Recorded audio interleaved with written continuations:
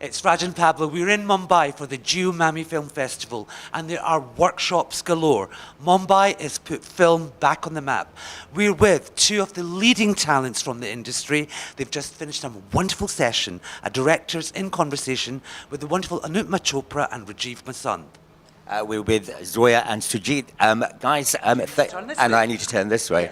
Guys, we were listening to what was going on downstairs. Firstly, how important is it that you as directors get to interact with other aspiring directors? No, it's very important to get out there. It's very important to get feedback. It's very important to have your ear to the ground, which a lot of the time happens with the questions they ask. And the questions they ask, you realize the chasm, you know. Yes. I find it very enriching to do this. So I usually don't say no. Yeah. Yeah, I think she's right. That it is quite enriching, because when I was watching films and go to festivals, I had many things to ask to many filmmakers. So I think this kind of platform this interactive platform is very important for festivals, and to talk to the film students and people, at least share our experiences with them. I think that's very important. And you know, with reference to putting Mumbai on the map, what have you seen? It's the 18th year now with this festival. What have you seen in the sense of creativity and the people that you've come across, the fans that were in the audience? I have to congratulate and Smriti, Kiran Rao and Anupama Chopra. They've taken over the festival like 2 or 3 years ago, and what they've done with it has been incredible. You went in there for the opening, and you were really, really proud that your city has a festival like this. It's got 100 and I don't know how many films from like 54 countries around the world, tons of premieres, tons of like Academy Award winning films, really, really amazing talent coming in, like Kari Fukunaga, Jia Zhangke, Michael Dana. I mean, incredible, Christine Vachon. They're incredible people here. And Shoojit Sircar as well. And Shoojit Sircar. So just the kind of work that they've put in and put out there. I mean, it's amazing for the kids today to come in there, to be able to interact, to be able to see and meet and watch these films, because they won't get released here.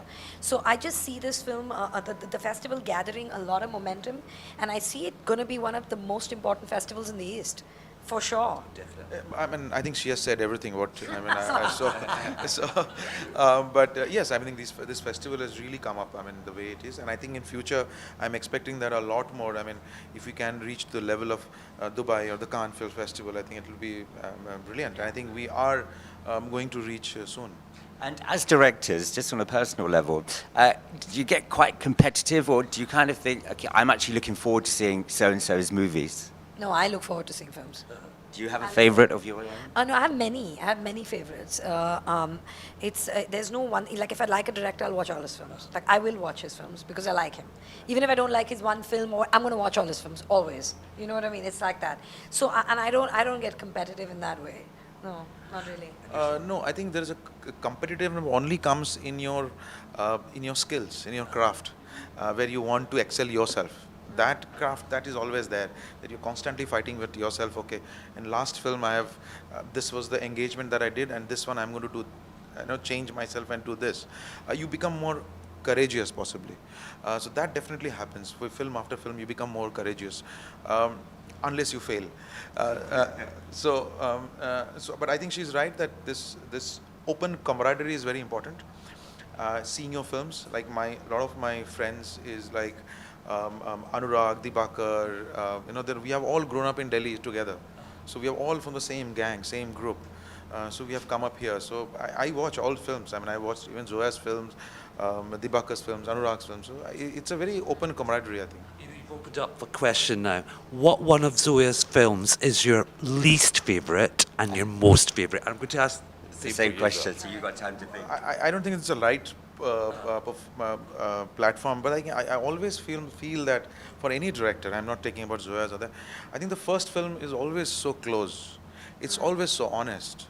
It speaks your heart out, because you are so pure there. It always. So it's not that I am not going to comment on her films at all, but I'm saying it's always that first film is always the best love that you put in. I think rest you do lots of love, but I think there's a lot of purity in the first film.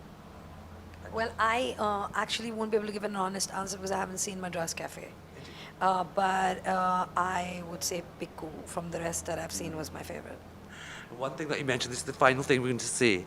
Manmohan Desai was a Midas. What is your favorite Because you film? talked about emotion and you talked about logic. Yeah, I love Amar Akbar Anthony. Yes. I love that movie.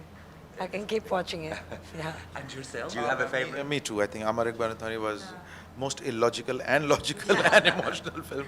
But I Yeah. enjoyed that film, and we have grown up watching those films. On that note, thank you for Thank you joining very Raj and much. Pablo, you guys rock. Thank you. Thank you. Thank you.